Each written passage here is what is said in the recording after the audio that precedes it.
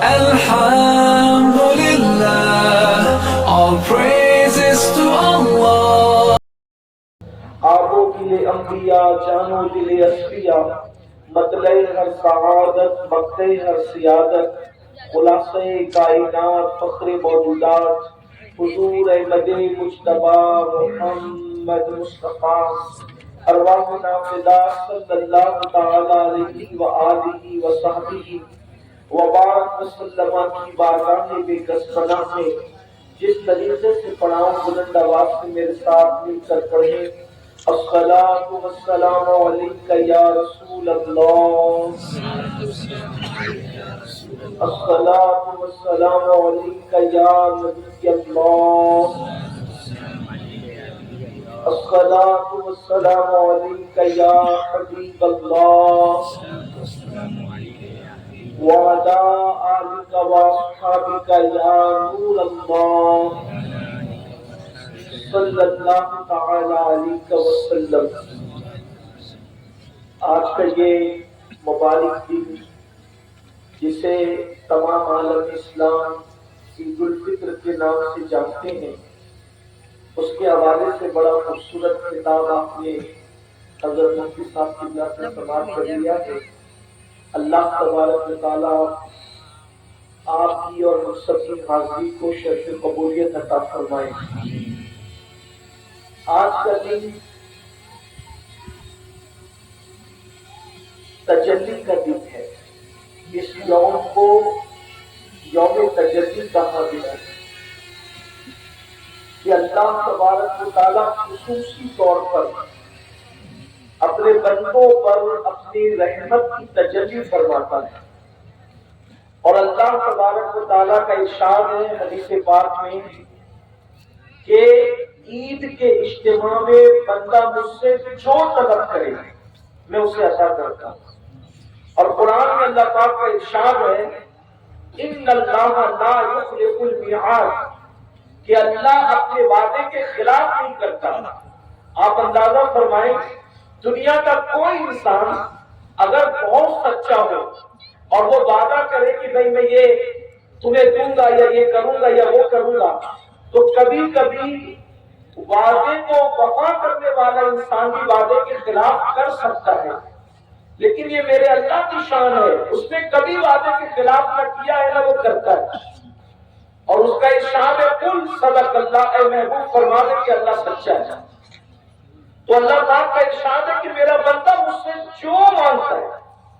آج کا دن اتنا حسین دن ہے، اتنا خوبصورت دن ہے کہ اللہ کا بندہ اللہ کی بارگاہ میں جو طلب کرے اللہ اسے عطا کرتا ہے۔ اب بتاؤ، جس کا خدا اعلان کر رہا ہو کہ بندو مانگو کیا مانگتے ہو میں تمہیں عطا کروں گا۔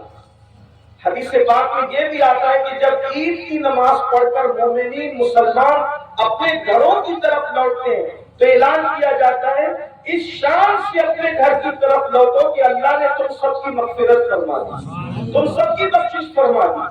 یعنی آج مغفرت کا دن ہے، بخشش کا دن ہے، تجلی کا دن ہے، عطا کا دن ہے، سخا کا دن ہے، جھولیوں کے بھرنے کا دن ہے۔ آپ اندازہ فرمائیں صرف یقین کی ضرورت ہے کہ بندہ اگر اللہ پر یقین کرے کہ اللہ رب العزت نے جو فرمایا ہے میں نے طلب کرنا ہے، لیکن ساتھ ہی ساتھ یہ بھی ہے کہ جب اللہ پاک عیدگاہ سے لوٹنے والوں کو ایسے معاف کرتا ہے کہ اس کی مغفرت کر دیتا ہے، اس شان سے اس کی بخشش کرتا ہے جیسے وہ ماں کے پیٹ سے پیدا ہوتے وقت گناہوں سے پاک تھا، اس طرح سے اللہ اپنے بندے کو گناہوں سے پاک کر دیتا ہے۔ لیکن کتنا بڑا المیہ ہے کہ مہینے بھر انسان جو گناہوں سے رکا رہتا ہے، عید کے دن ایسا لگتا ہے کہ ایک ہی دن میں یا زیادہ سے زیادہ اگر مبالغے سے کام نہ لیا جائے تو جو عید کی چھٹیوں کے ایام ہے، مہینے بھر انسان جو مسلمان جو گناہوں سے محفوظ رہا وہ ہفتے بھر میں اس سے بدترین جرائم کے اندر مبتلا ہو جاتا ہے۔ اوروں کی خوشیوں میں اور ہماری خوشیوں میں فرق کیا ہے؟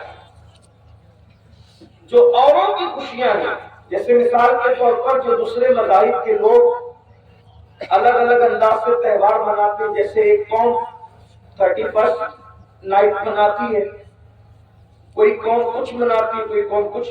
تو وہاں کیا ہے؟ وہاں نشہ ہے، وہاں میوزک ہے، وہاں شراب ہے، وہاں زنا ہے. بلکہ سال بھر اتنا زنا اور شراب نہیں ہوتا ہوگا جتنا 31 دسمبر کو لوگ یہ جرم کرتے ہیں. تو یہ ان کا اپنا تہوار ہے. جو حضرت مریم کا نام بھی لیتے ہیں اور ہزاروں مریم صفت عورتوں کی آبرو کو اس رات میں تار تار کرتے ہیں. جو حضرت عیسیٰ کا نام بھی لیتے ہیں اور عیسیٰ جیسی مقدس معصوم ہستی کے نام پر اس طرح کے جرائم کا بازار کھولتے ہیں. تو اگر ہم بھی عید کے موقع پر جرائم کرے، گناہ کرے، عیاشی کرے، آبادی کرے، تو اوروں میں ہم نے فرق کیا ہے؟ عید منانے کا مطلب صرف 2 رکعت نماز نہیں ہے، بلکہ ہم جائزہ لیں کہ عید کی چھٹیوں میں کرتے کیا ہیں. جو مفتیان کرام دارالفتہ میں بیٹھتے ہیں وہ بتاتے ہیں کہ سال بھر طلاق کے اتنے معاملات نہیں آتے جتنے عید کی چھٹیوں میں آتے. وجہ بہت ساری وجوہات میں سے ایک وجہ یہ بھی ہے کہ عید کی چھٹیوں کے موقع پر انسان جو جی میں آتا ہے کرتا ہے. خاص طور پر ہمارے معاشرے میں 2 چیزوں کو بہت پرموٹ کیا جا رہا ہے. ایک تو نشہ ہے، اور نشہ کو جو لوگ پرموٹ کر رہے ہیں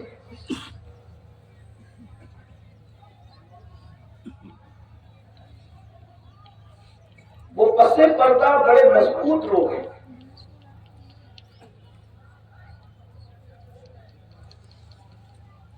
انسان اگر واقعی اپنے ملک اور اپنی ملت سے محبت کرے تو میں سمجھتا ہوں کہ ملک کو نشے سے پاک کیا جا سکتا ہے.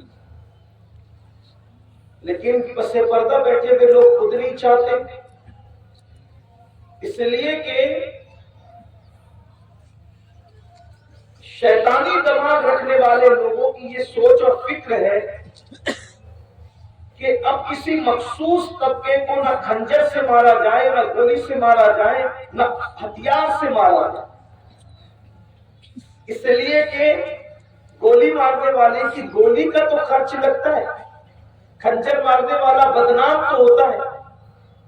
اسلام دشمن طاقتوں کی سازش یہ ہے کہ ان کو وہ اخراجات بنائے، شہر بھی تمہارا ہو، موت کا سامان بھی تمہارا ہو، بیچنے والا بھی تمہارا ہو، خریدنے والا بھی تمہارا ہو، اور دشمن کے دامن پر قتل کا دھبا بھی نہ لگے.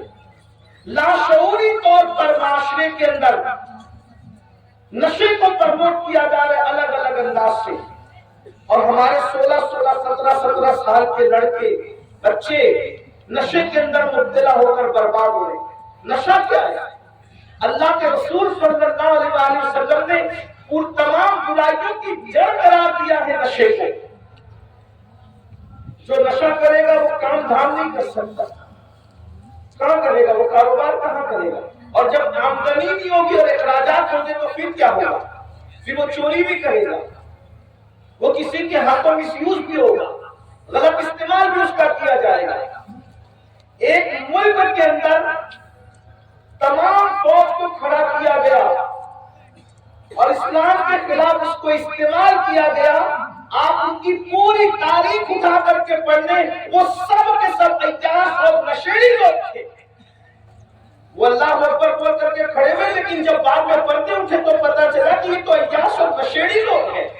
اس لیے کہ جو مسلمان ہوگا، واقعی مسلمان ہوگا، جو رحمت للعالمین کا امتی ہوگا، اس کے سینے کے اندر رحم ضرور موجود ہوگا. جس کے سینے میں رحم نہیں ہے اس سے رحمت للعالمین کا کوئی تعلق نہیں ہے.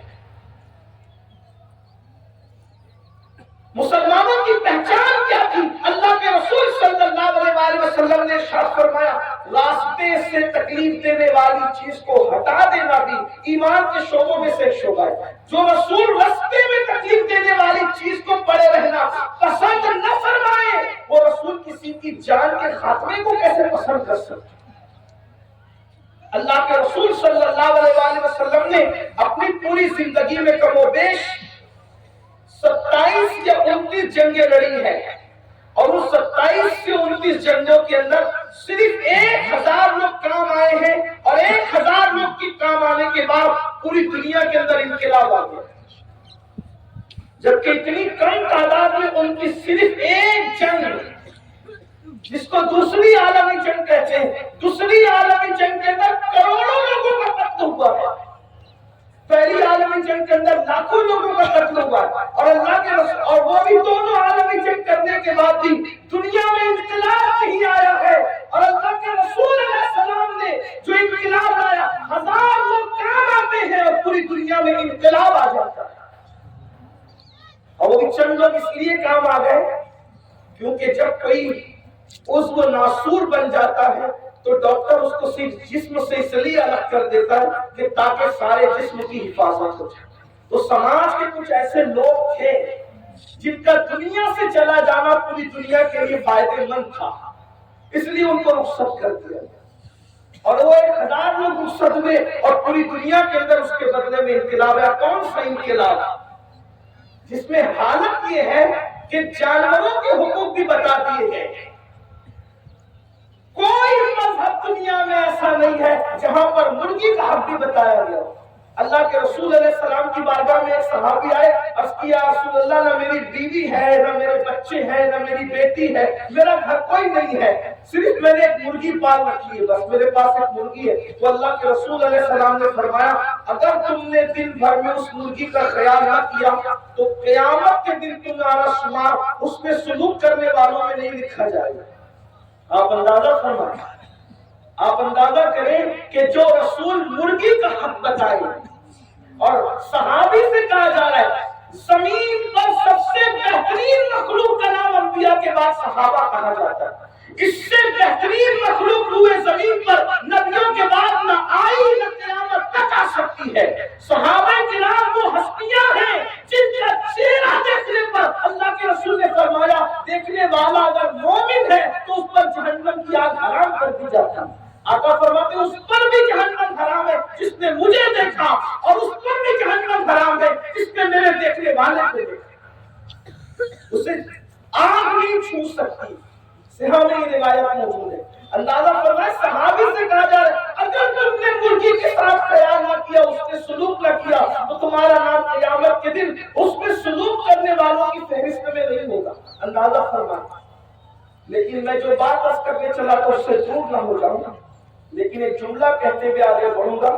جو مذہب مرغی کے ساتھ اس میں سلوک کا حکم دیتا ہو، وہ مذہب بیوی کے ساتھ کس طرح اس میں سلوک کا حکم دیتا ہے، وہ مذہب ماں باپ کے ساتھ کس طرح سے اس میں سلوک کا حکم دیتا ہو، وہ مذہب بھائی اور بہنوں کے ساتھ کس طرح سے اس میں سلوک کا حکم دیتا ہوگا۔ تو یاد رکھیے، جب کوئی بندہ نشہ کرے گا کاروبار نہیں کر سکتا، نتیجتاً کیا ہوگا؟ خرچ اس کے ہوں گے، چوری کرے گا، ڈکیتی کرے گا، جرائم پیشہ بنے گا، اور جب بیوی کے حقوق ادا نہیں کر سکے گا تو نتیجے کے طور پر کیا سامنے آئے گا سوچیں۔ اور ہمارے سماج کے اندر نوجوانوں کو خاص طور پر جو ذہین نوجوان ہیں، جو کام دھندا کرنے والے نوجوان ہیں، جو سماج کے لیے کچھ کام آ سکتے ہیں، جو قوم کا مقدر بن سکتے ہیں، جو قوم کی بکھری ہوئی زلفوں کو سنوار سکتے ہیں، ان کو باضابطہ طور پر منظم پیمانے پر نشے کے اندر مبتلا کیا جا رہا ہے۔ بلکہ حالات تو یہ ہیں کہ نشہ آور چیزیں بیچنے والے بھی کم قسمتی سے مسلمان ہیں۔ اگر یہاں ایسے لوگ موجود ہو تو میں ان سے کہنا چاہتا ہوں کہ کیا زندگیوں کا سودا کر کے ہی مالدار بننا ضروری ہے؟ آپ کسی کے بچے کو نشے کی چیز بیچتے وقت تصور کرو کہ اگر اس کی جگہ میرا بچہ ہوتا تو کیا ہوتا؟ کیا اس وقت بھی آپ اس کے سامنے یہی زہر بیچتے؟ زندگی کے خاتمے کا ساز و سامان اس کے ہاتھوں میں دیتے؟ اللہ تعالیٰ اگر دولت مند بنانا چاہے تو چنا بیچنے والے کو بھی دولت مند بنا سکتے، اگر اللہ دولت مند بنانا چاہے تو سبزی فروش کو بھی دولت مند بنا سکتا ہے. دولت ہی سب کچھ نہیں ہے. لوگ تو ناچ کر بھی دولت کما لیتے ہیں لیکن دولت ہی سب کچھ نہیں ہے. جانے والا یہی سب چھوڑ کے جاتا ہے. قرآن میں میرا اللہ ارشاد فرماتا ہے لا تنس نصیبک من الدنیا، دنیا سے اپنے نصیب کا مت بھول، سوائے کفن کے کچھ نہیں لیا. اور کووڈ نے تو ہمیں اس قدر جو ہے قیامت صغریٰ کا مشاہدہ کرایا کہ بڑے بڑے مالدار بھی خود کے پیسوں کے کفن میں دنیا سے نہ جا سکے. غور فرمائیں. حالانکہ جو کووڈ میں گئے وہ شہید ہیں، میں ان کو کوئی تچیلی نہیں کر رہا، لیکن انسان عبرت تو حاصل کرے. میرا اللہ فرماتا ہے فَاعْتَبِرُوا يَا أُولِي الْأَبْصَارِ، اے آنکھ والو عبرت حاصل کرو. مال کے پجاریوں سوچو کہ کبھی کبھی تو خود کے پیسے کا کفن بھی نصیب نہیں ہوتا انسان کو، اور انسان موت فروش کر موت کو جب وہ بیچنے کے لیے نکلا ہے، موت فروشی کے لیے نکلا ہے.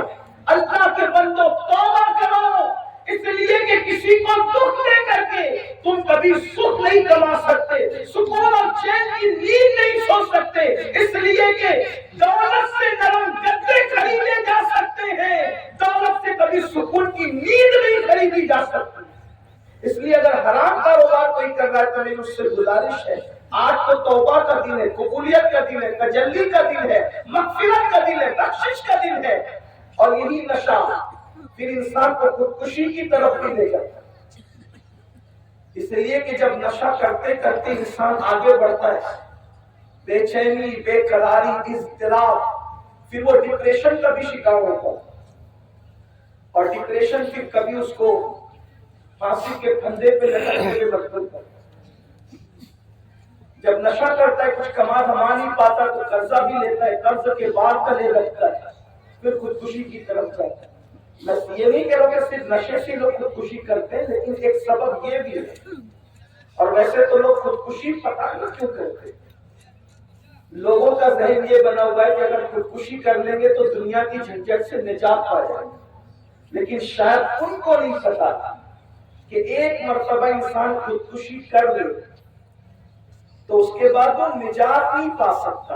اللہ کے رسول صلی اللہ علیہ وآلہ وسلم ارشاد فرماتے اس نے جس طریقے سے خودکشی کی ہے جہنم میں اسی طریقے سے اس کو بار بار اسی طرح مارا جاتا ہے، پھر زندہ کیا جاتا ہے، پھر مارا جاتا ہے، پھر زندہ کیا جاتا ہے، پھر مارا جاتا ہے، پھر زندہ کیا. یعنی یہ سلسلہ چلتا رہے گا اللہ جب تک چاہے گا. مطلب کیا؟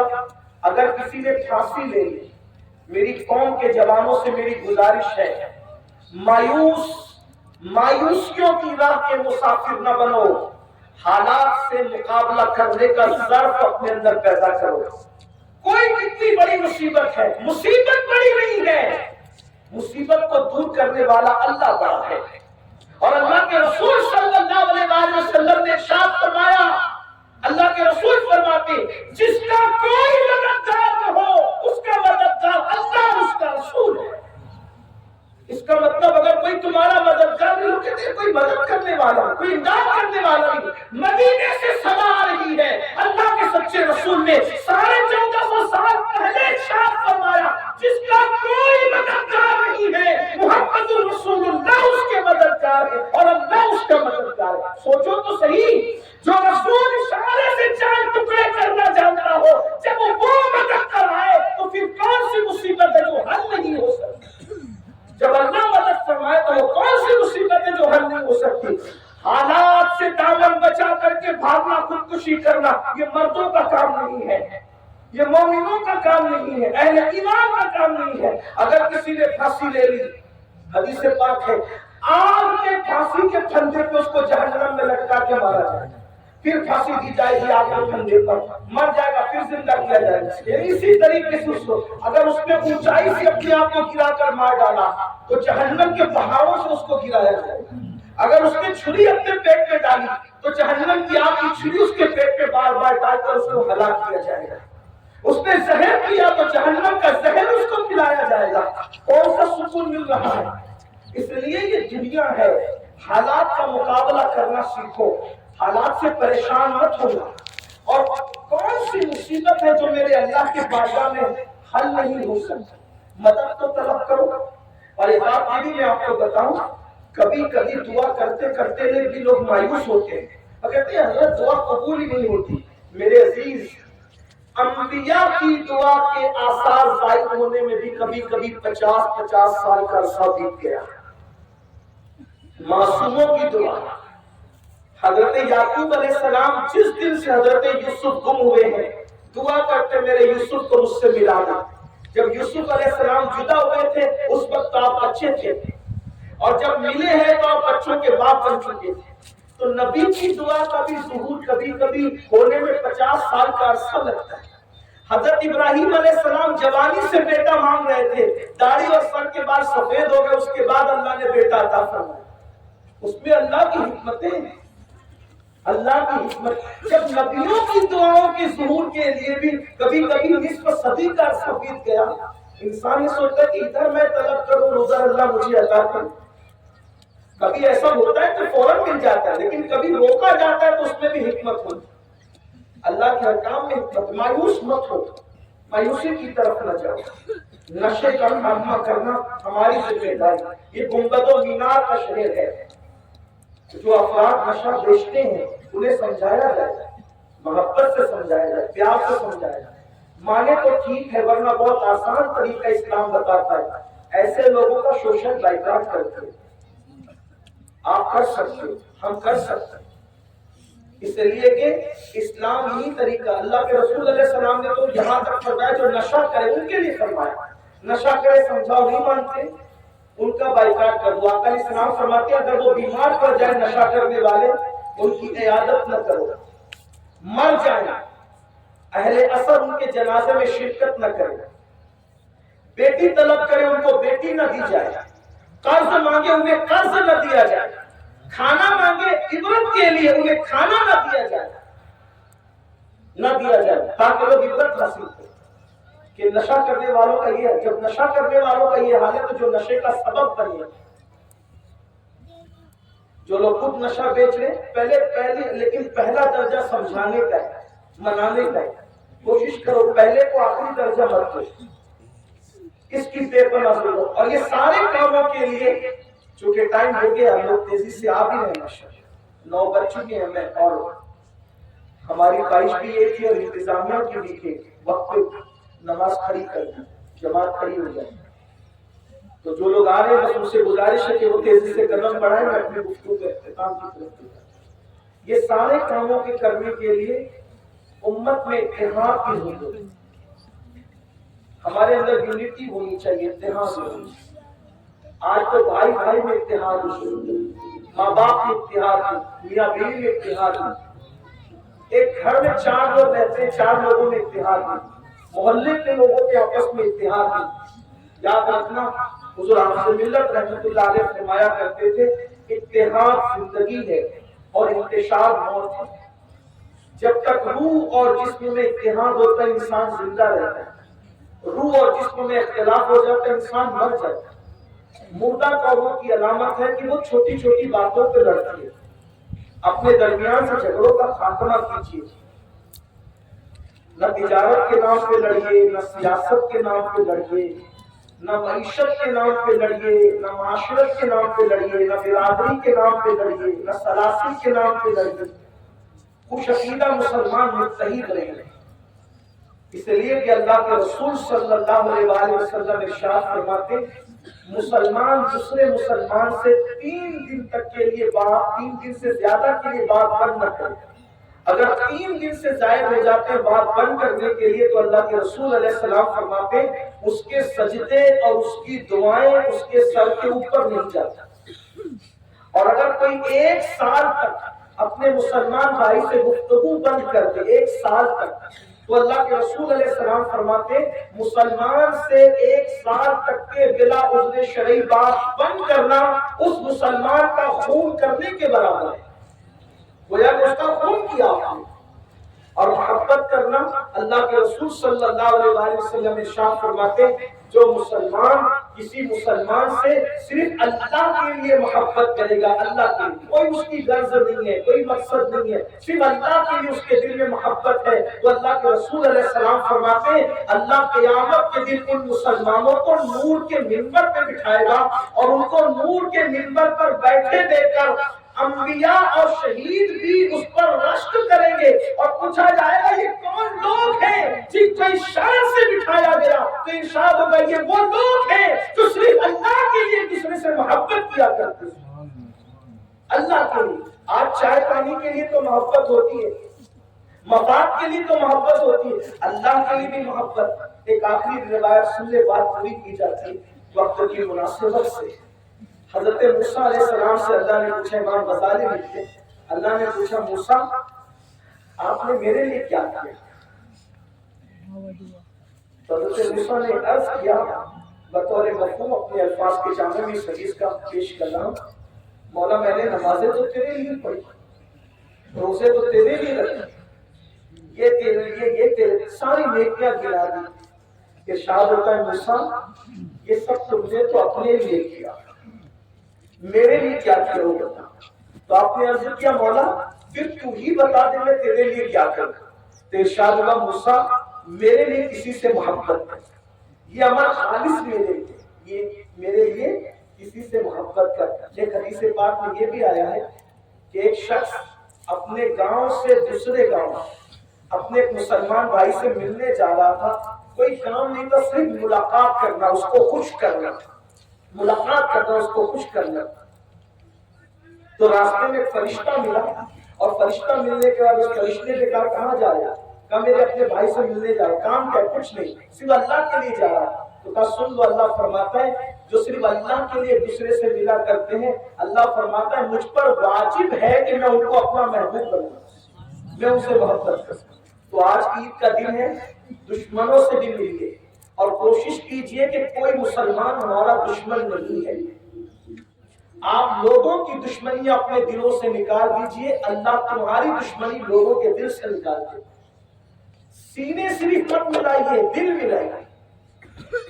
یہ آرٹیفیشل طور پر مسکراہٹوں کو دل و دماغ سے ہٹا کر سچی مسکراہٹ اپنے دل و دماغ پر طاری کیجیے۔ یہ ایئر ہوسٹس کی طرح زبردستی مسکرائیے مت، ہمیشہ دل صاف رکھیے۔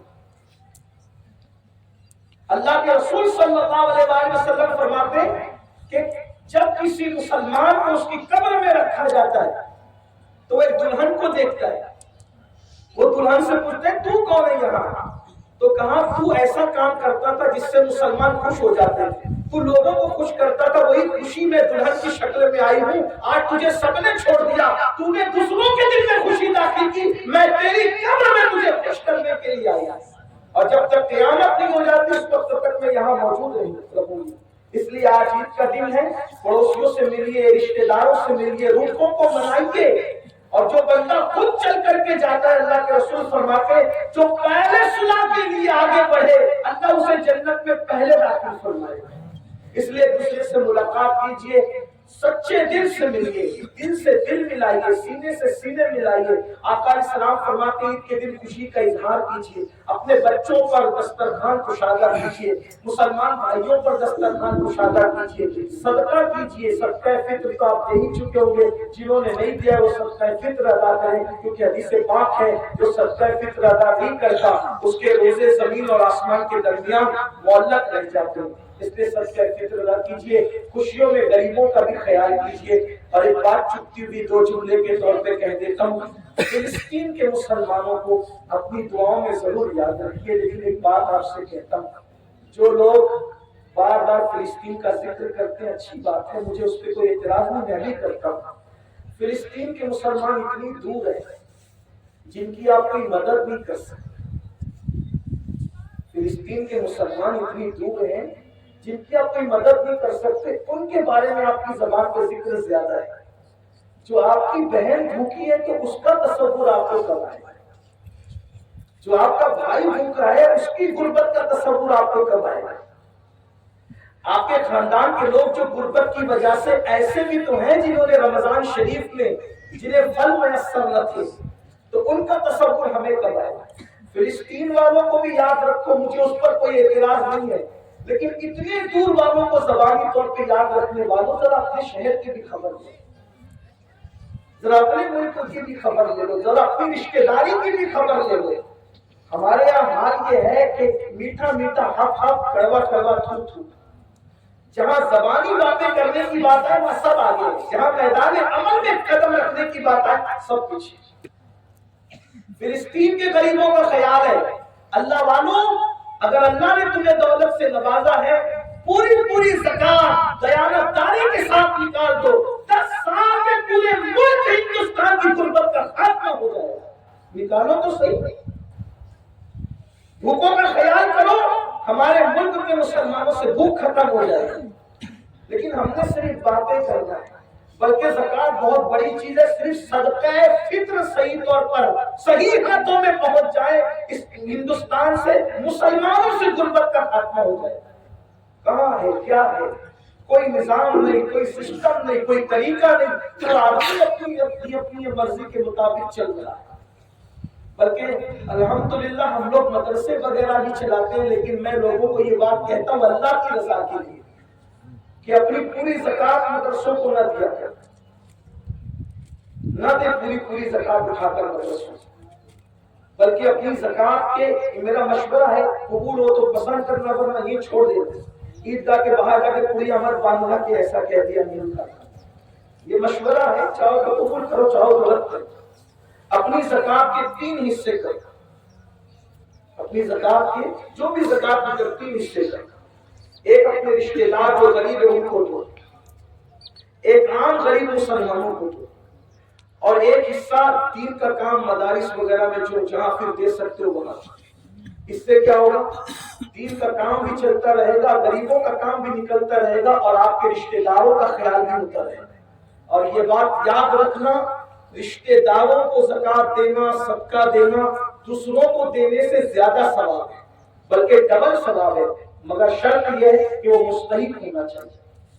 میری گزارش ہے، ایک مشورے کے طور پہ میں نے کہا ہے، کوئی حکم نہیں دیا، نہ میری حیثیت کوئی قاضی شرع کے کہ میں آپ کو حکم دوں، میری حیثیت نہیں، میں نے صرف ایک آپ کا خادم ہونے کی حیثیت سے میں نے آپ کو مشورہ دیا، اور صحیح طور پر زکات نکالو، دوسرے کو کیپیبل کرنے کی کوشش کرو۔ جو حالات پوری دنیا میں بنائے جا رہے ہیں، معاملہ یہ ہے مسلمانوں کو غریب کرو، جاہل کرو، اور آنے والے وقتوں میں ان کو غلام بنائے۔ مسلمانوں کو چاہیے کہ مالدار بننے کی کوشش کرے، محنت کرے، حلال کما کر، اور تعلیم پر زور دے، محنت کرے تعلیم پر، بہت تعلیم پر محنت کرے۔ کسی کا بھی بچہ جاہل نہ رہنے پائے، ان پڑھ نہ رہنے پائے۔ 8 گھنٹے کی بجائے 16 گھنٹے محنت کرنی پڑے، محنت کرو، لیکن اپنے بچوں کو اعلیٰ سے اعلیٰ تعلیم دلاؤ۔ اللہ تعالیٰ ہمیں توفیق بخشے۔ گفتگو کے درمیان اگر کوئی غلطی ہو تو اللہ پاک معاف فرمائے۔ استغفر اللہ ربی ان ربی لغفور رحیم۔ مختصر میں نماز کا طریقہ سماعت فرمائیں۔ نماز کی نیت کی جاتی ہے پہلے، اس طرح نیت کریں، نیت کی میں نے 2 رکعت نماز، اللہ اکبر کہیں اور ہاتھوں کو باندھ لیں جیسا کہ آپ باندھتے ہیں امام کے ساتھ۔ اب آپ کہیں گے اتنا لمبا چھوڑا تو مجھے کہنا آتا نہیں، تو اصل جو نیت ہے وہ دل کے ارادے کا نام ہے۔ آپ دل میں ارادہ کر لیں کہ میں عید الفطر کی نماز اللہ کے لیے امام کی ابتدا میں ادا کرتا ہوں، بس یہی نیت کافی ہے۔ دل میں نیت کر لینا تھا۔ اصل نیت دور رسالت میں صرف دل سے کی جاتی ہے، جب غفلت کا دور آیا تو پھر زبان سے کہنے کا رواج پڑ گیا۔ ٹھیک، اس کے بعد اب کیا کریں تو ثنا پڑھی جائے۔ ثنا کے بعد اور قرأت سے پہلے معمول سے ہٹ کر 3 تکبیریں ہوگی جو ہم نہیں کرتے۔ یہ عید کے لیے معمول سے ہٹ کر یہ نماز ہوتی ہے، یعنی کہ 3 تکبیریں زائد ہوگی۔ 2 تکبیروں میں آپ کو کانوں کی لو تک ہاتھ لے جا کر ہاتھ چھوڑ دینا ہے، اور تیسری تکبیر میں کانوں کی لو تک اٹھانے کے بعد ہاتھوں کو باندھ دینا ہے۔ کوئی مشکل ہے؟ کوئی مشکل نہیں۔ ٹھیک ہے، 2 تکبیروں میں ہاتھ اٹھا کر نیچے کرنا ہے، کسی تکبیر میں ہاتھوں کو باندھ لینا۔ پہلی رکعت میں بھی 3 تکبیریں زائد ہیں اور دوسری رکعت میں بھی 3 ہی تکبیریں زائد ہیں۔ صرف فرق اتنا ہے کہ پہلی رکعت میں قرأت سے پہلے تکبیر ہوتی ہے اور دوسری رکعت میں قرأت کے بعد تکبیر ہوتی ہے۔ یہ ہمیشہ آپ ذہن میں رکھیں۔ تو پہلی رکعت میں 3 تکبیریں ہو گئی، 2 میں آپ نے ہاتھ چھوڑ دیا، تیسری میں باندھ لیا، پھر قرأت ہوگی، رکوع سجود ہوں گے، پھر اس کے بعد دوسری رکعت کے لیے کھڑے ہوں گے انشاءاللہ، تو اس میں پھر قرأت ہوگی، قرأت کے بعد پھر 3 تکبیریں زائد ہوگی۔ اس میں کرنا یہ کہ تینوں میں کانوں کی لو تک ہاتھ لے جا کر کے چھوڑ دینا ہے۔ چوتھی جو تکبیر ہے وہ چوتھی نہیں ہے بلکہ وہ ہمارے معمول کی تکبیر ہے اور وہ رکوع کی تکبیر۔ تو چوتھی تکبیر میں ہاتھ اٹھائے بغیر رکوع میں چلے جانا، یہی ہے۔ 3 تکبیروں میں ہاتھ اٹھا کر کے کانوں کی لو تک ہاتھ اٹھا کر ہاتھ باندھنا، اور چوتھی میں بغیر ہاتھ اٹھائے ہوئے اللہ اکبر کہتے ہوئے رکوع میں چلے جانا، کیونکہ وہ چوتھی تکبیر ہماری رکوع کی ہی تکبیر ہے جو ہمارے معمول کے، لیکن کہنے کو سمجھنے سمجھانے کو ہم اس کو چوتھی تکبیر کہتے ہیں۔ پھر اس کے بعد نماز مکمل کرے معمول کے مطابق، پھر خطبہ ہوگا، خطبہ سنیں۔ دیکھیے کچھ لوگ خطبہ چھوڑ کر کے ادھر ادھر بھاگنے کی کوشش کرتے ہیں، حالانکہ علماء نے اتنا مختصر کر دیا ہے خطبے کو۔ 50 سال پہلے جو خطبہ آپ آدھے گھنٹے کا سنتے تھے وہ 5 منٹ کا ہو گیا، اس کے بعد بھی لوگ بھاگتے ہیں۔ تو کیوں بھاگتے ہیں؟ دھوپ برداشت نہیں ہوتی۔ اللہ کے بندو، جب عیدگاہ کی 5 منٹ کی دھوپ برداشت نہیں ہوتی تو میدان محشر کی 50,000 سال کی وہ دھوپ کیسے برداشت کرے؟ سوچو۔ اس لیے اللہ کی بارگاہ میں توبہ کر، اور میں تو یہ کہتا ہوں کہ یہاں پر اگر آپ جو وہ بیٹھ رہے ہیں اللہ کے لیے قربانی دے رہے ہیں، انشاءاللہ 50,000 سال کا وہ جو دن ہوگا اس دن اللہ آپ کو اس دھوپ سے محفوظ فرما دے، آپ کو ہم سب کو محفوظ فرمائے۔ تو عید کا طریقہ آپ نے سماعت فرما لیا۔ آئیے اب نماز شروع کی جائے۔ جن لوگوں نے نماز ادا نہیں کی، نماز نہیں پڑھی، ایسے تمام لوگ فوراً آنے والے ہیں۔ امام صاحب کہہ رہے ہیں آپ چلیے، آپ نے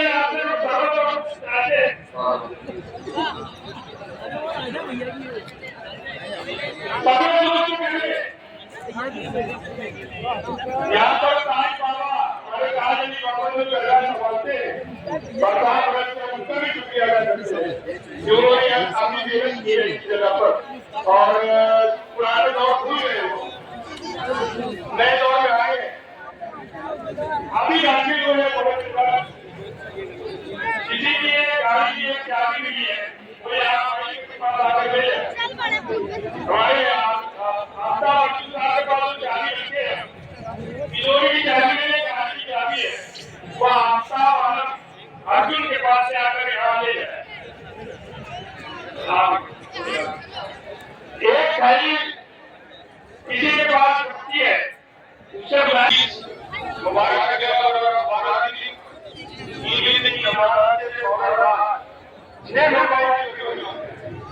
ایسے لوگوں کو ان کو آپ کیا کریں، اگر کسی کو معلوم ہو تو ہم کو بتائیں، ہم ان کے خلاف ایکشن لیں گے، اور اگر وہ یہی ہے تو مہربانی کر کے جا کر ہمارے آفتاب عالم جب اس کے ہاتھ میں دے دیں، ممبر کے پاس وہ کھڑے ہیں۔ میں لوگوں سے گزارش کر رہا ہوں، جن لوگوں نے نماز ادا نہیں کی وہ فوراً ممبر کے پاس آئے ہیں، جن کے پاس احترام کیا جا رہا ہے، آپ رحمت فرمائیں۔ جو لوگ پیچھے ہیں وہ جلد سے جلد آگے آئے۔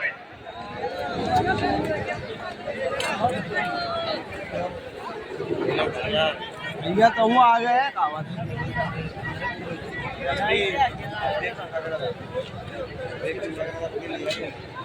کون